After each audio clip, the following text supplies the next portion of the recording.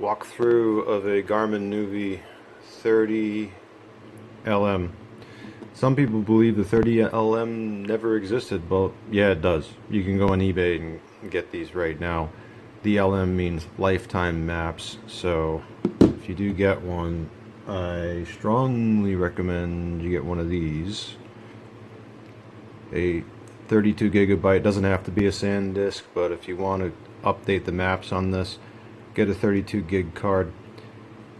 In reality, all you need is an 8 gig card or a 16, but being those are kind of tough to find, the 32, this will support up to 32.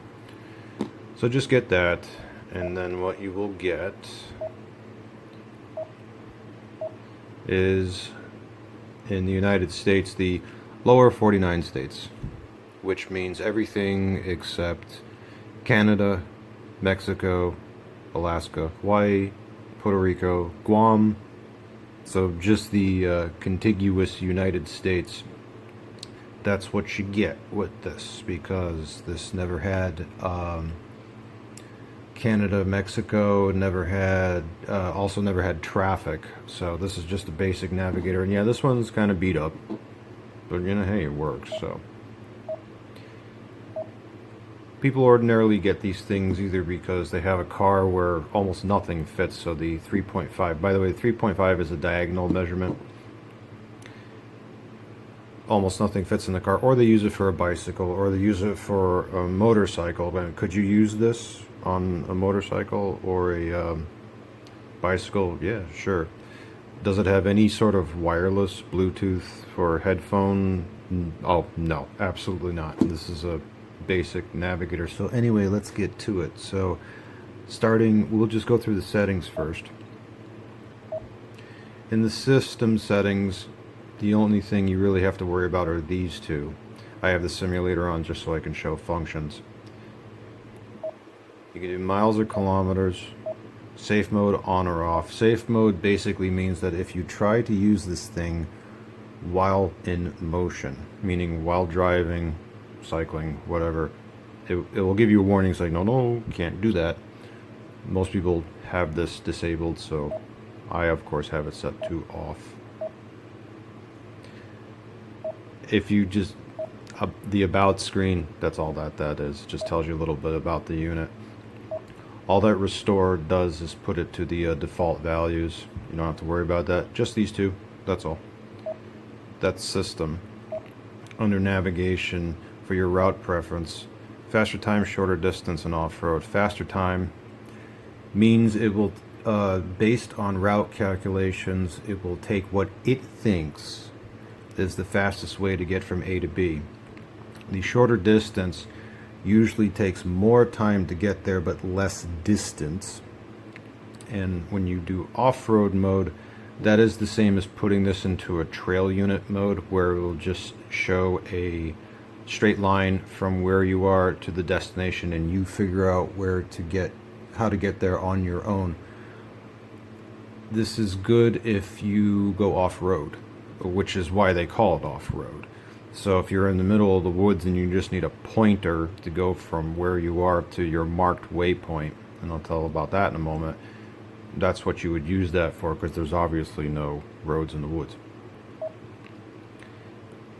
In the avoidances section, you've got these. If any of these are enabled, it will avoid them. U-turns, highways, toll roads, ferries, carpool lanes, and unpaved roads. Now a note about unpaved roads. This is for the unpaved roads that the map data knows about. You'll sometimes see reviews, not just for this unit, but for GPSs in general, where some people will say, hey, I had it set to avoid unpaved roads and it took me on one anyway. What's the deal? Well, the deal is that the map data isn't perfect. It's not perfect on any system, whether it's a Garmin, TomTom, Google Maps, Waze, doesn't matter. It's only what's in the map system. So use your head when you're driving, biking, cycling. If something looks wrong in the way that the route is, just take another way. It will recalculate and it'll be fine. And is anything else in here? No. When you see these little question marks anywhere, that's just a help section. That is touchable, so it will tell you, give you a description of the screen you are looking at the moment. Okay. Under display, the color mode just means day or night. So if you're in the night mode, you get a night scheme, day mode, day scheme, auto. What this does at now in the way that GPS works, it does transmit the data for when the time for sunrise and the sunset. When sunset occurs, what will happen is that this mode will automatically switch over to the night mode, and in addition to that, it will auto adjust the brightness of the screen. So if it gets, let's just say sunset was at 6:30 p.m., it will switch over to a night mode, but then as it goes to 7 o'clock, 8 o'clock, it will slowly get, the screen will dim so that it's not, looking like staring into a light bulb. Is it perfect? No, but at least it will do it. Now, just to note, there is no light sensor on this at all. It's all based on time. That is how these Garmin's work. And to the best of my knowledge, all of the nuvi's drives and drive smarts do not have a light sensor. It's, again, all based on time from the data pulled from the GPS signal. Leave it on auto, in other words. And then you have the brightness level. Now, when you are on battery, it will automatically go down. Yeah, I mean, you can set this up to 100 if you want to, sure. But when you're on battery, it will automatically go down to somewhere between 50 to 80%. The moment you plug it in, and by the way, it is a mini USB. It's not USB-C. Just want to show that. The moment you plug it in, usually this will jump right up to 100% because it knows it's plugged in at that point. Yes, you can go and adjust this and it will save the setting. And again, restore just restores it to default values. The screenshot mode, now what this does is that if you enable it, it puts a little camera icon up here. And if you hit it, you hear that little snapshot noise. What this did is it took a screenshot of what I'm currently viewing and it stored it in the internal memory. You plug it into the computer with USB and you go to the screenshot folder, and that's how you do that. There is no camera on this. It's just taking a snapshot of the screen. You should never have to use that, but it's there. It's nice that Garmin offers it though. And that's it for that section. Under time, you got the formats of 24, 12, and UTC. And then you have the current time. Now you can disable the automatic GPS clock setting. So if you want to just set this to whatever you want, sure. Now you'll notice that it goes only in 5-minute increments.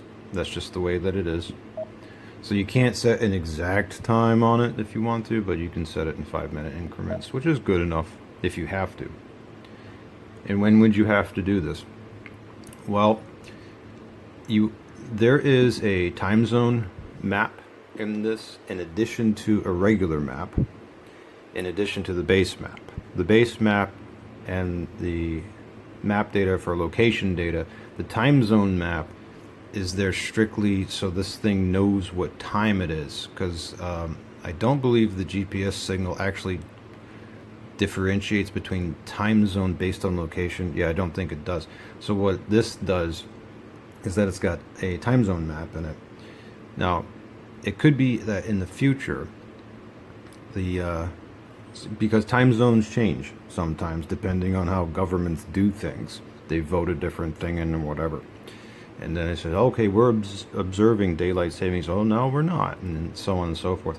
If you ever get into the point where the time on this is wrong, that is when you go in here and you switch it from automatic to manual, and then you go ahead and set the time that you need. It will still sync to the time, so the minute will be correct, but you go and manually set the hour if you have to. You probably will never have to, but if you do, well, that's how you do it. Oh, I should note that this doesn't do any, oh, actually, I'm sorry, yes it does. You can, in fact, scroll with this, with a swipe. Which is amazing that they had that on the 30. I thought it didn't. It actually does, which is great. So, I'm just used to it, so I just use the arrows, but if you do want to do a swipe, you totally can do it. So anyway, language. These are the languages that I have in here, plus a few custom ones that I put in here. The place to get languages is from Garmin Express software. So you go to garmin.com/express for Windows or Mac, and you download it and such, and then you plug in the unit to the computer, and then you register your unit, which doesn't cost anything, and you have to do it anyway if you want to update the maps. That's how you update the maps, with Garmin Express software. After that, what you do is that you can go into the utilities section, and then you will see additional voices in here to download. That is where you get them. Oh, and one other thing. The ones that say speak street names will actually pronounce the name of the street. So if it says like arriving at 123 Main Street, or it will say turn right on Main Street, whereas these that don't say speaks street names, like that one, this one, this one, this one, it will just say turn right instead of saying turn right on Main Street. That's the difference between the two. The text language, which is not the same as the voice language, this is the language of the text. So, you know, if you go to something else like this, you see how it changed? So go back to American English. See how that changed up here? That's what that is. The keyboard, well, it's an ABCDE keyboard, but it's specifically for certain characters. Like, for example, in American English, you get the $sign if you ever need to do that. In British English, you get the pound sign. And you have Arabic and Bulgarian, and there's a whole bunch of them in here. That's what the keyboard is. Under the map section here, the map detail, more, normal, and less. Normal is usually the one you want the most, unless you do not like map clutter, in which case you would pick less. All the map data is still there, but the resolution is just decreased. So if you just like a cleaner map, I would suggest using less for that. More, if you use that, especially in a two-dimensional mode, the map can get real cluttered. Normal's the best one, I can assure you.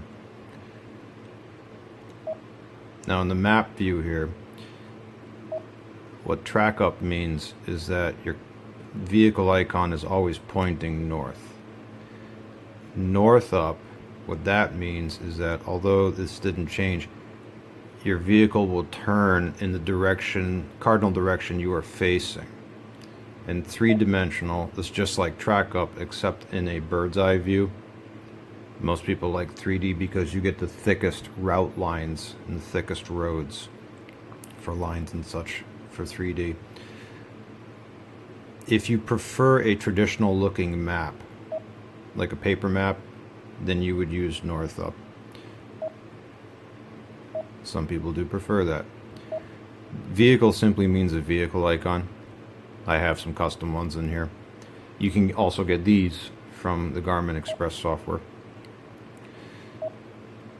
What the trip log is that if you have it set to show, anywhere you've been will show as a bright blue line on the map, so you can see where you've been previously. That's if you have it as show. If you have it as hide, it doesn't show it. And it will only show up after you've driven or biked or cycled a few places. So that's what that's about.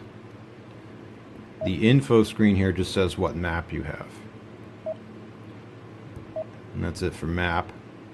And that's it for all the settings. So after that, you got your volume setting.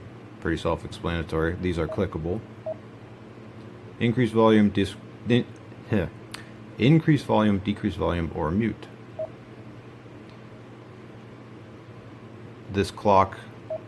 You can touch it right here.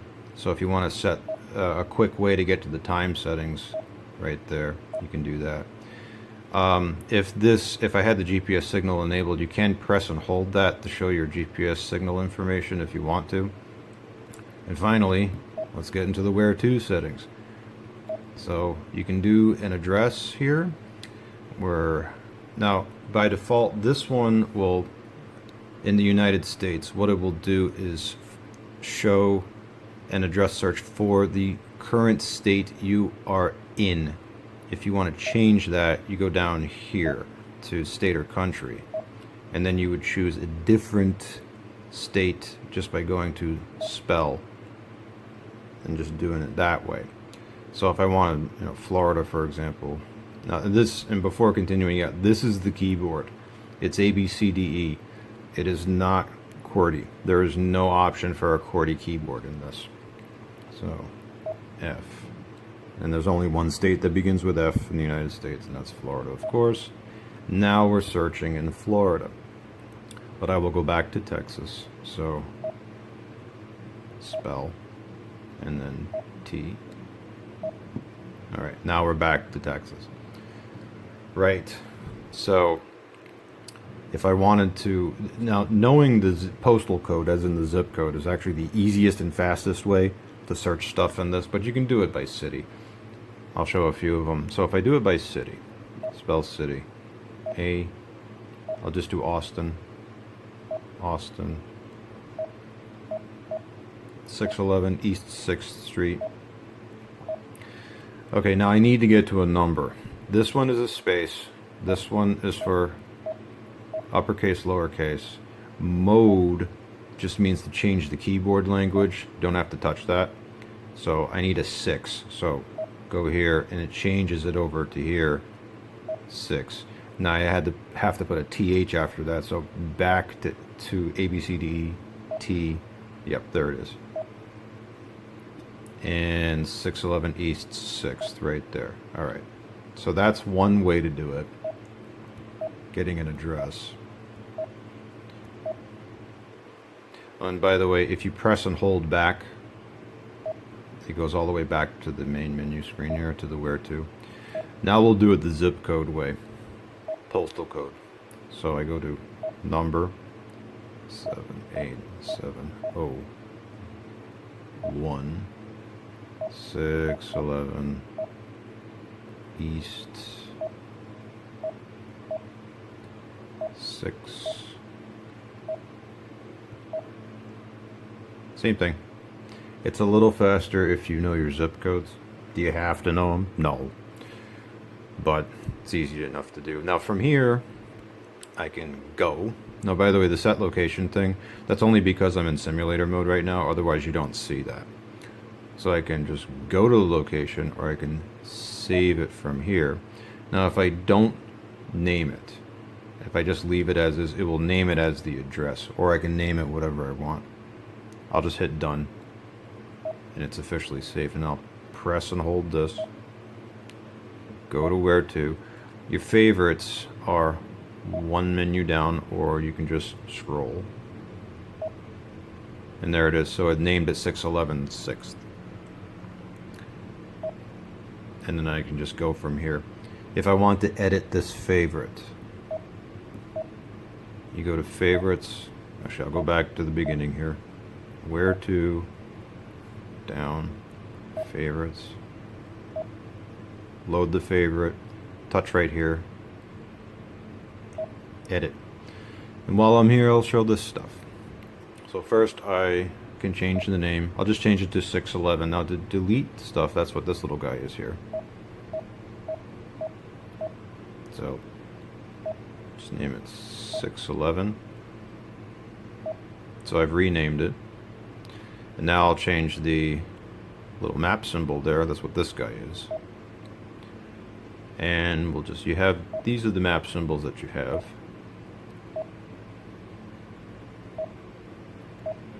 I will change it to a pizza, just because. It's not a pizza place, but whatever. You can add a phone number in here. There is no ability for this thing to place phone calls. There's no Bluetooth, as I said. So any phone number you enter into this will strictly be for informational purposes. I don't bother with it, but it's there if you want to put it in. Categories, it will automatically assign one for anyone that you save. It works. I have another video showing categories if you want to know more information about that. And that is all we can do here. And the changes I've made have already been saved. So back. Oh, and by the way, yeah, now it shows the little pizza thing. This is, by the way, what I mean. So by map clutter, this is a two-dimensional mode, and it's in normal view, and you can see it's a little bit cluttered, but that's why you might want to view the less detail. Alright, so that was how we did an address, saving a favorite, editing a favorite. Now go home. If there's nothing in there, it's going to say you can enter your address, you can use your current location and recently found. I find that the best way to do this is to drive to the spot, or bike or cycle, whatever, that you consider to be your home location, and then hit the home button and say use this spot. That's the best way to do it. Now if you need to overwrite that, now let's just say I do that, and you need to change it for whatever reason, you can go to where to favorites, and you can just delete the home location. The way to do that is first touch home. Well, I'll go back. Sorry, went a little fast there. Where to favorites, and then home. Touch and delete. Yes. Then when I go to where to and home again, it will bring this back. So if you need to edit it, that's how you go about it. The points of interest is basically just a bunch of categories that's preloaded into the map of a bunch of different things you can, locations you can get to. If, for example, a Dunkin' Donuts, you can do it by the spell name way. So I'll go ahead and do that. Come on, register. There you go.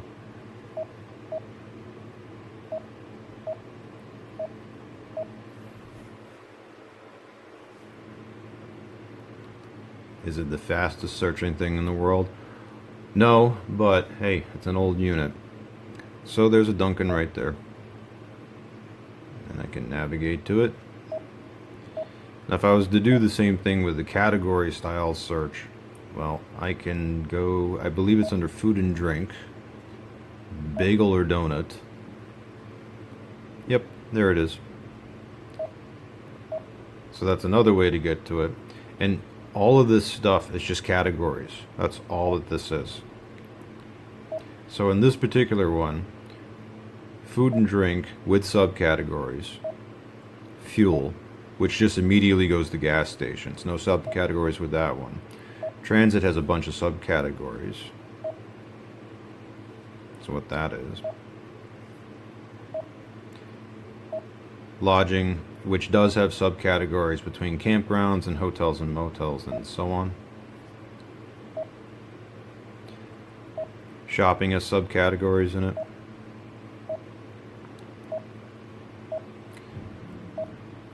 Bank or ATM does not have subcategories, goes right to the whatever banks are closest. Parking also does not have subcategories. It just says this is where you can park.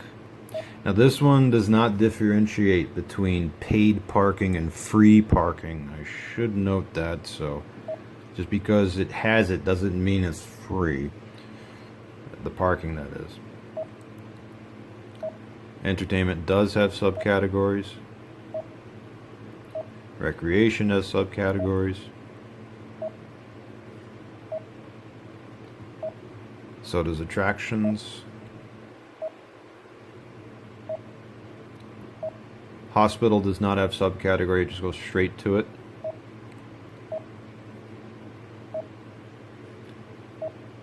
And community. This is community, by the way. This is where you find post offices, which is right there.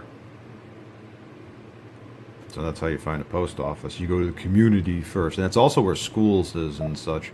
Actually, let me show all those. So these are all the subcategories under community. Oh yeah, and that's where the utilities are too.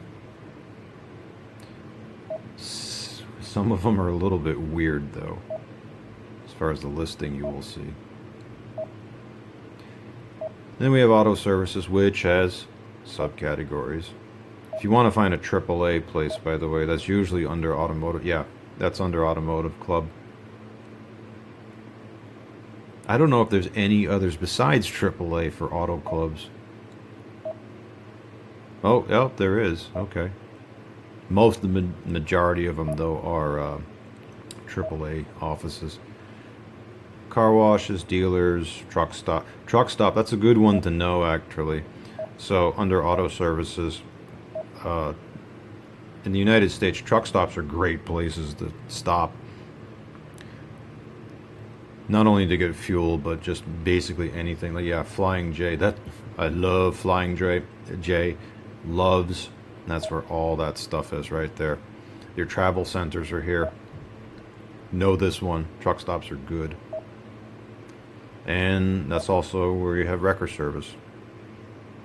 Towing and such. And that's it. That's the last category. When it's grayed out like that, can't do no more. So that's points of interest. Recently found just loads the places you've been recently, which includes your favorites. And oh, I'm sorry. You can clear it from here. So if you don't want people seeing where you've been, you can just clear this. And then it says no data available. Bear in mind that does not touch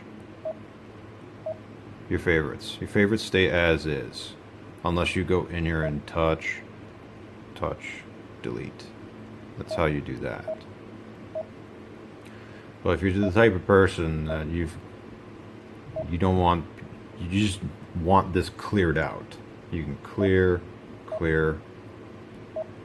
done. So there's that. Favorites I've shown. Intersection search, you basically search for one road and another road.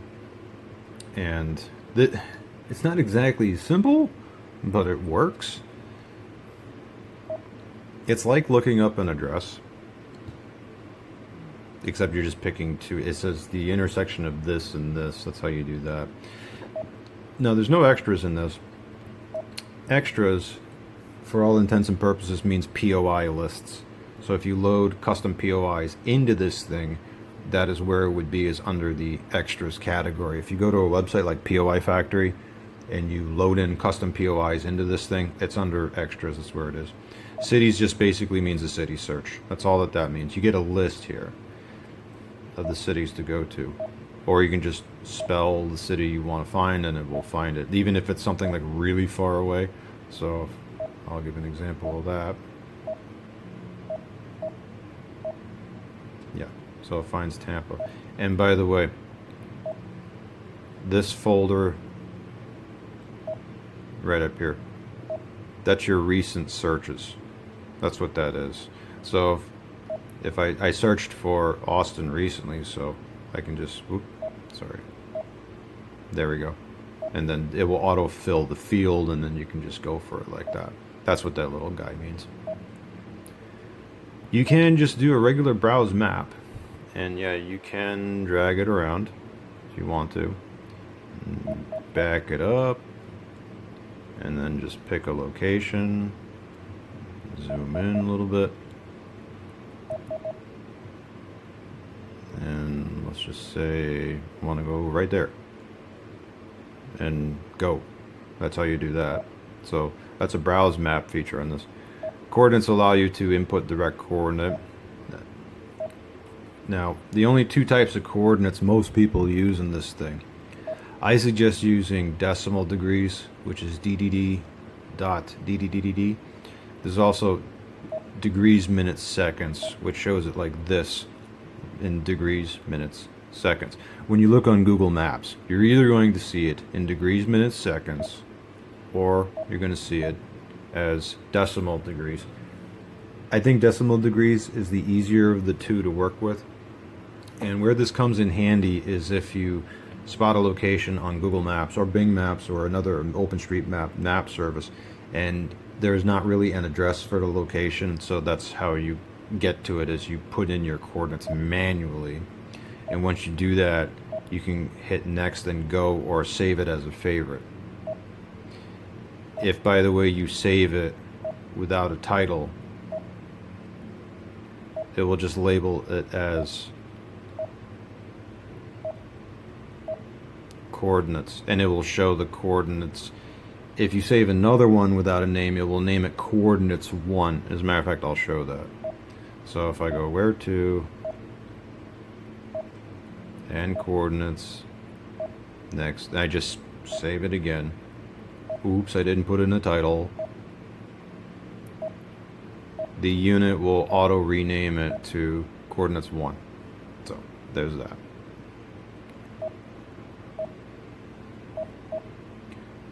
That's everything. Oh, almost everything. Yes. The near button. I almost forgot about that. So if you want to perform a search, whether a text search or a point of interest search, address, whatever, city search, doesn't matter, near a different town, that's what near is for. So if I'm in points, you'll notice that near carries over to multiple screens here. I'll just do point of interest, and I'll look for a Dunkin' Donuts elsewhere. So if I near, now I can have it near where I am, a different city, a recent destination, or a favorite. So I'll just do a different city. And we'll do Dallas. D-A, is it in my favorite? Ah, good. I searched for it before. See, when you use that little folder thing, it if remembers your previous searches, it autofills the field, makes it faster to input things in here. So, okay, Dallas. Now we're searching for stuff near Dallas.